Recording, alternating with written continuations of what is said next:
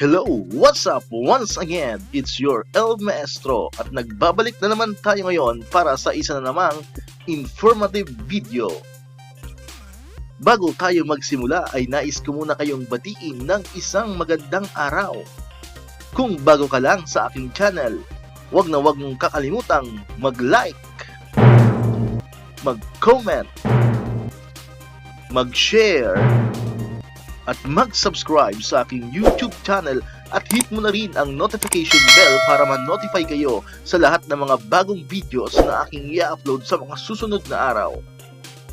Ang video natin ngayon mga ka-maestro ay tungkol sa Learner Attendance Conversion Tool o LAC. Ito po ay comprehensive discussion about LAC and how to compute School Form 2 or SF2. So huwag na natin patagalin pa. Tara, umpisahan na natin!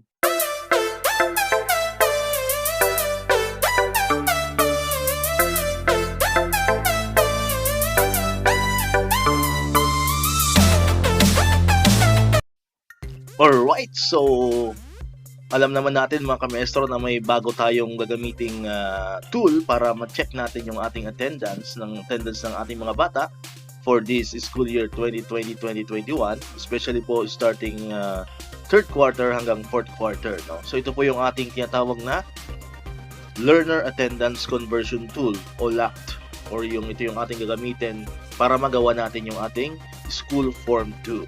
Alright. So bakit nga ba natin kailangan itong ating attendance, no? Kahit tayo ay nasa distance learning. Paano ba natin ma-check ng accurate yung ating mga attendance ng ating mga bata? Hindi naman natin sila nakikita face to face, especially yung mga nasa modular distance learning, no? Na hindi nila nakikita in person or kahit online yung bata. Alright. So alam naman natin mga ka-maestro na napakahalaga ng ating daily attendance kasi dito natin kinukuha ang mga numero ng bata natin, no? Yung mga numbers, yung data ng bata natin sa klase natin.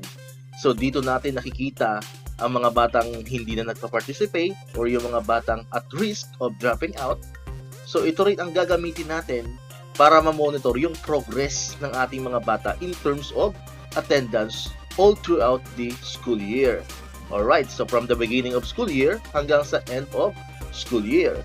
Pero alam naman natin na mahirap talaga ito, no? Lalo na sa panahon ngayon. Pero posible naman.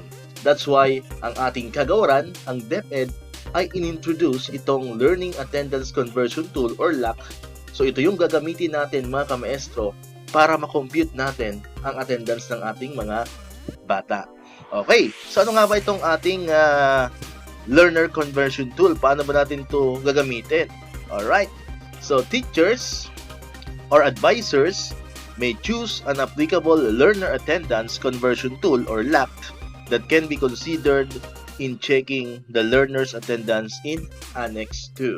Alright, so yung malinaw po dito mga ka-maestro na ang mga advisor or si teacher mismo has the freedom to choose kung anong LAC yung pipiliin niya na applicable para sa kanyang klase. Hindi po pwedeng magsabi na yung ating school lahat tayo ay gagamit ng LAC 1, yung ating school lahat tayo ay gagamit ng LAC 2, yung school natin lahat tayo gagamit ng LAC 3. So hindi po ganoon, no? So only the advisors is in the best position to determine what conversion tool is applicable for his or for her class. So malinaw po yun mga ka-maestro, ha? Kanya-kanya po tayo mga advisor, no? Hindi po tayo pwedeng mag-usap-usap na tayo ay para-pareho ganito. So depende po sa actual na nangyayari sa iyong klase. So you have the freedom to choose. So mamaya po malalaman natin kung ano-ano ba yung mga LAC na pagpipilian natin, yung LAC 1, LAC 2 at LAC 3. Ano-ano ba yung mga characteristics, ano-ano ba yung mga dapat ginagawa kapag yun ang ating gagamitin ng tool for checking the attendance of our class. Alright, so the SF2 that are already prepared for by teachers for the first 2 quarters should be adopted without any further modification. So malinaw po dito nakalagay mga ka-maestro na Kung mayroon ka nang nagawang attendance for the first and second quarter, which is October to February, so you are not required na baguhin pa yon. Okay? So the adoption of the locked in Annex 2 is only applicable and should only be used for the third and fourth quarter of school year 2020-2021. So mag-start po talaga tayo na gamitin tong ating tool simula ngayong third and fourth quarter. Pero kung hindi ka pa naman nakagawa ng iyong attendance or ng iyong SF2 for the first and second quarter, so you can use this tool, no, simula first hanggang fourth quarter. So pwede nyo po siyang gamitin. So choice nyo po yun, mga ka-maestro. So a learner can only be considered dropped out or no longer participating in learning activities or NLPA if he or she and her parent voluntarily withdraw from schooling, or if he or she incurs absences of more than 20% of the prescribed number of class or laboratory periods during the school year or semester as per DepEd Order number 8 series of 2015. So ano po bang ibig sabihin nito, ka-maestro? Yung NLPA, ito po yung NLS dati, no? Yung no longer in school. So pinalitan na po siya ng NLPA kasi nga naman hindi naman pupunta yung mga bata sa school. Alright. So ito po ay almost kapareho lamang ng dropout, yung ating NLPA. Pero sa ating pong sitwasyon ngayon, nais ng DepEd na wag muna natin silang i-declare as dropout. So ano po yung gagawin natin, mga ka-maestro, no? So ililista lamang po muna natin yung mga NLPA sa klase natin. Alright? So ilan ba sila? So kailangan muna natin ma-identify sino-sino ba dito yung mga at risk of dropping out. Okay? Pero hindi pa natin sila i-declare na dropout. So maliwanag po yun, mga ka-maestro, no? So halimbawa, sa klase mo, you have 30 pupils in your class, mayroon kang 5 na talagang hindi na nagpapakong ikaw ay nasa distance learning or nasa modular distance learning, talagang hindi pa nagpapakita ng ang mga parents or yung bata mismo, hindi nyo pa nakikita, hindi pa kumukuha ng modules, hindi na nagbabalik ng modules, nakalipas lang ilang buwan, no? Nakalipas ng buong quarter, talagang hindi siya nagpakita. So you can include them sa listahan mo as no longer participating in learning activities or NLPA. Pero hindi pa natin siya i-declared as dropout kasi po ang DepEd ay gumagawa pa po ng policy about dropping out. So antayin po natin yung policy about dropping out. So baka may mga guidelines pa po sila na ilalabas before natin ma-declare ng isang bata talaga ay drop out. Okay? And then, alam naman natin na because tayo ay nasa distance learning, lalo ngayon, nasa pandemic tayo, we can give them consideration. So, pwede tayong mag-decide kasama yung ating mga school head kung ano yung gagawin natin sa mga bata. So, we have the discretion naman po as per DepEd Order number 8 series of 2015, no? And reiterated po yan sa DepEd Order number 3 series of 2018. Now, we have the discretion naman po regarding sa mga dropout na yan. Alright, so malinaw po yun, mga ka-maestro.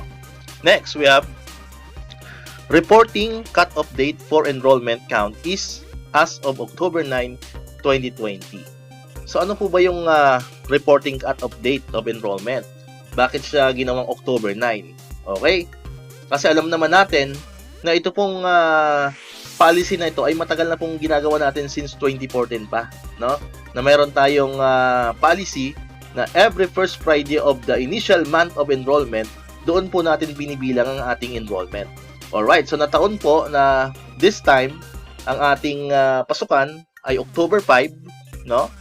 So October 5 po tayo, Monday, and pumatak po na yung October 9, yan po yung first Friday of the month of enrollment. So that's why, yun po yung pinagbasehan natin ng ating enrollment count.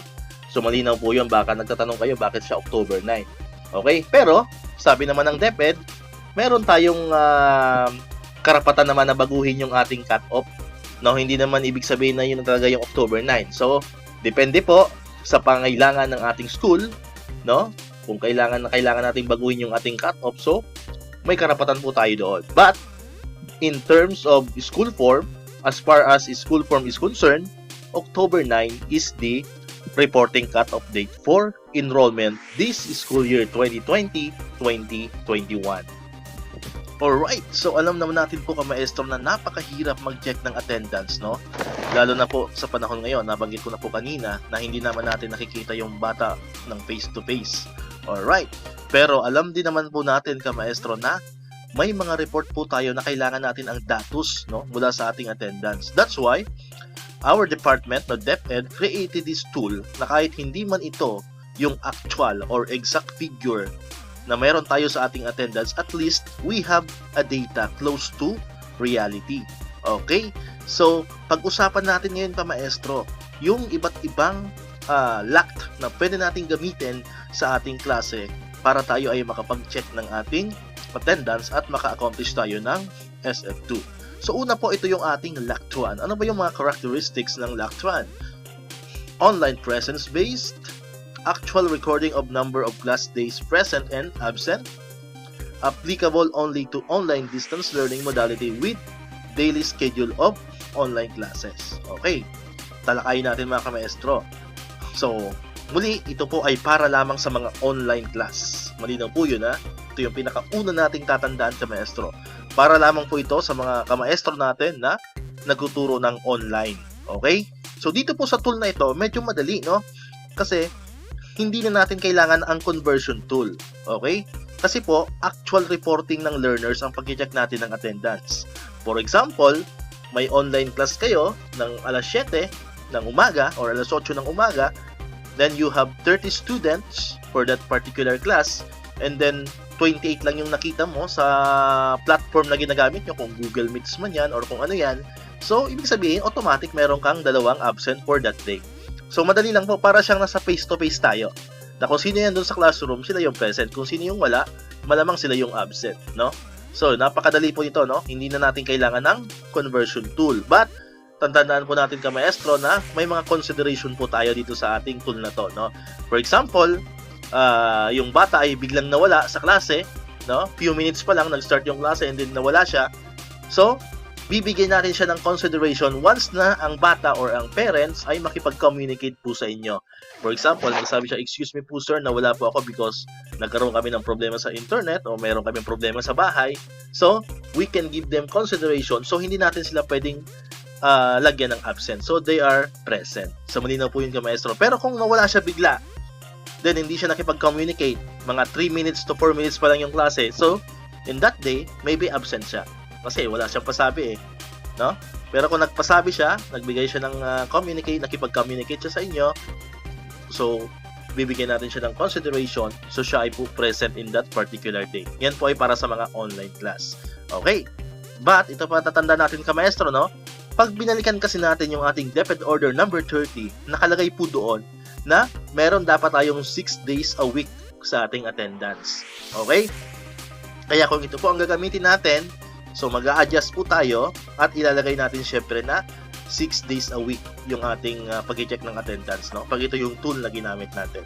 Okay, so ulitin ko po mga kamaestro, itong tool po na ito, itong lact 1, ay para lamang po sa mga online class na daily ang schedule ng klase, pero kung hindi po daily ang klase mo at online ka, hindi po ito akma para sa inyong klase.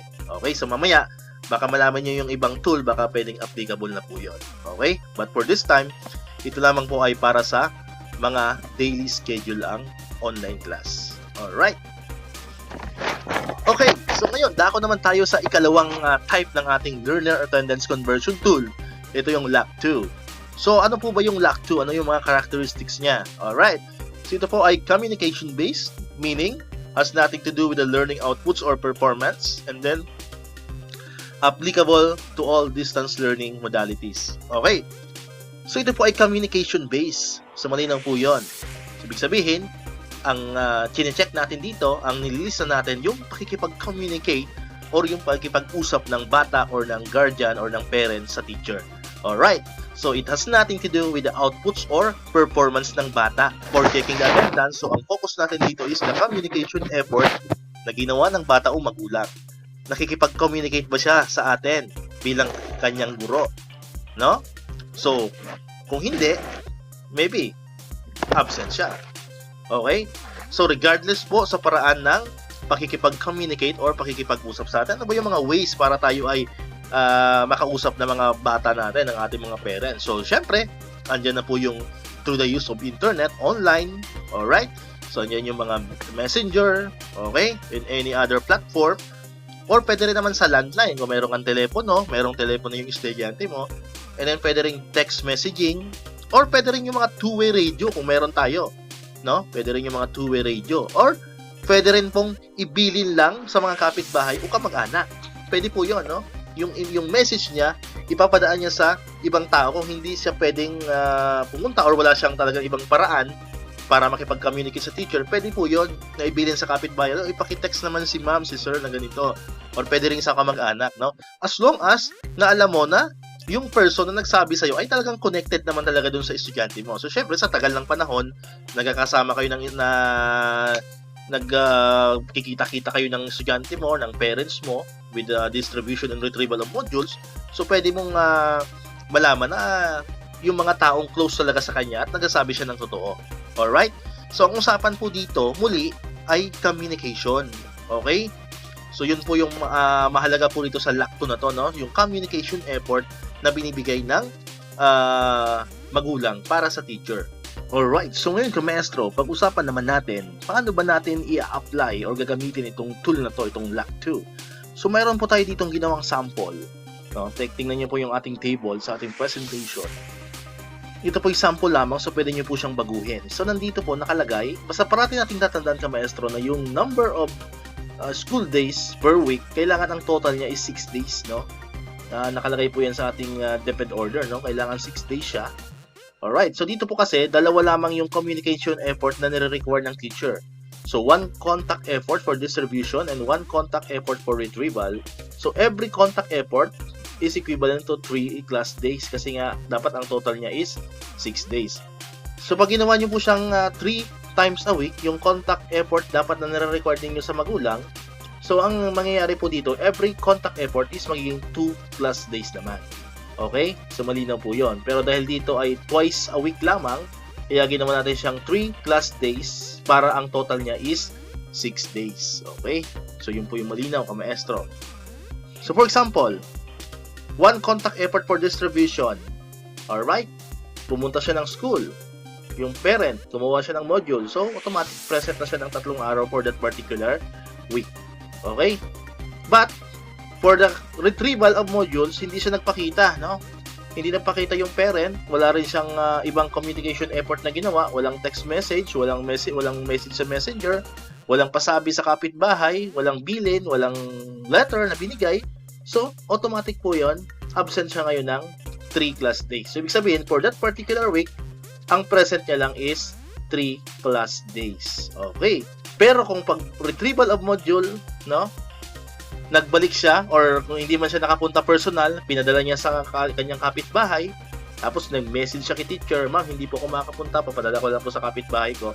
So, that is present, no? Present si bata. So, equivalent yun ng 3 class days. So, all in all, 3 plus 3. So, ibig sabihin, perfect siya ng attendance for that particular week. So, tatandaan po natin dito, napakahalaga po ng communication regardless of the module or performance. Kahit sabihin mong nagbalik siya ng module, pero hindi naman kompleto, 2 lang yung dala niya or 3 lang yung dala niya, tatlong subject lang, present pa rin po siya ka-maestro ng 3 days. Kasi ang pinag-uusapan natin dito is the communication effort, not the outputs or the performance. Okay?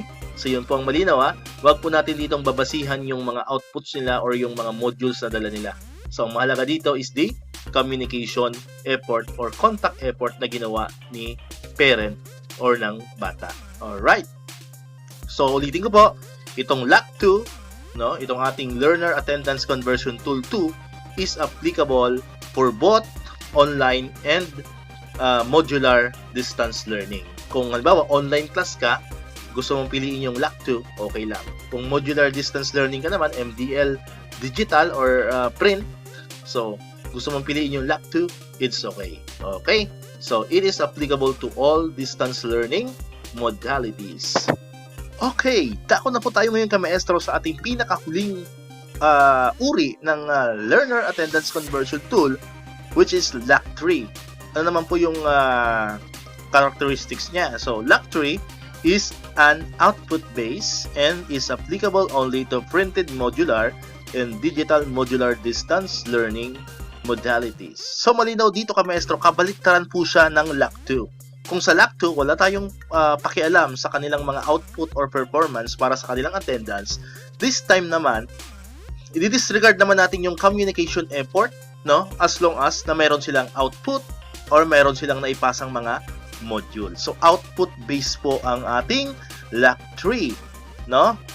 Ang basihan ng attendance na ito ay kung ilan ang isinabit na modules. Okay? Yun po dito mga kamaestro, no? And then applicable po ito sa modular distance learning lamang. Malinaw po yun, ha? Modular distance learning lamang. Pwedeng printed modular or digital modular distance learning. Pero hindi po rito kasama ang online. So, ibig sabihin mga kamaestro, ang online ay para lamang sa LAC 1 at saka sa LAC 2. Alright. So, paano ba naman natin gagamitin itong ating LAC 3? So, mayroon po tayo ditong sample ng computation. Okay? Sample ng number of modules para sa weekly checking. So, tingnan po natin maigi mga kamaestro. Itong nasa right side ng ating screen. Alright. So, ito po ay pwedeng mabago, no? Basta ang hindi po dito mabago ka maestro, kapareho kanina sa LAC 2 is yung complete days of attendance for that week. Yan, hindi na yan pwedeng baguhin, no? 6 days siya parate. And then, yung number of required modules naman, depende sa inyo. Kung ilang subject ang meron kayo sa inyong klase or sa inyong grade level. So, for example, ang number of required modules is 9. Dahil 9 ang binigay mong module in that particular week. So, 9 modules, binigay mo yon. So, ito yung kailangan yung sagutan for this week. Or kung sabihin good for 2 weeks. Or bahala kayo dyan. Basta, mayroon kayong 9 modules. And then, ang number of submitted modules naman na naibigay ng bata is 6 lamang. Okay? So, hindi na perfect yung 9. So, automatic to maestro. Kung naibigay niya yung 9 modules, so perfect attendance siya, 6 days yun. Kahit hindi mo na computing yon, automatic na yon, perfect attendance siya for that particular week. No? Pero dahil 6 modules lamang yung naibigay, meron siyang 3 hindi na ipasa. So, paano natin makukuha yung exact na bilang ng kanyang attendance for that particular week? So, meron po tayo ditong formula. So, ito po yung titingnan natin. So, ang formula para makuha yung ating total days of attendance para sa ating LAC 3 is number of submitted modules. Ito po yon, no? Number of submitted modules divided by or over number of required modules, which is 9. So, ibig sabihin, 6 divided by 9. Ito po siya. Nakita nyo dito sa ating illustration. No? So, we have 6 divided by 9. No? Ito po yan, ha? 6 and 9 because number of submitted modules over number of required modules. So, 6 divided by 9 is equals to 0.67 or 67%. Ibig sabihin, 67% lamang po ng required dapat na modules ang naisubmit niya. Out of the 100%, 67% lamang po yung naisubmit niya. Okay? For that particular week. Okay. So, paano natin makukuha yung paano natin siya i-convert, no? Sa kanyang attendance. So, yung 67%, no, which is the total of this one, no, yung number of submitted modules over number of required modules, i-multiply natin siya sa 6 days. So, ito pong 6 days na to kanina, sabi ko nga, nandyan talaga, hindi mo pwedeng baguhin yan. Alright? So, ibig sabihin, 0.67 multiplied by 6. So, 0.67 times 6 days is equals to 4.02. So, syempre, i-round up na natin siya. So, 4.02, ito yung kamaestro, no? 4.02. Pag round up natin siya is 4 days. Ibig sabihin, sa 9 modules na required, dapat niyang mai-submit for that particular week, ang na-submit niya lang is 6. So, ibig sabihin nun kamaestro, 4 days lamang siyang present. Ibig sabihin, meron siyang 2 araw na absent. Alright. So, ganun lamang po kasimple yung ating LAC 3. So, output-based tayo dito. Kaya napakahalaga po na mayroon tayong checklist ng ating mga modules para na ma-monitor natin kung ilan ba yung kanilang na-submit for that particular week para magamit natin itong LAC 3. Alright. So, dito na tagtatapos, kamaestro, yung ating talakayan tungkol dito sa ating Learner Attendance Conversion Tool, no? Para ma-compute natin ang ating School Form 2 o yung ating Report of Daily Attendance. So, yung ating SF2. Okay. So kung mayroon pa kayong mga katanungan mga ka-maestro, pwede nyo siyang i-message dyan sa ating comment section, sa ating YouTube channel. Okay? Or pwede nyo rin akong i-message sa ating official Facebook page, El Maestro Official. Okay? So maraming salamat po muli. Once again, El Maestro. See you on my next vlog. Bye-bye!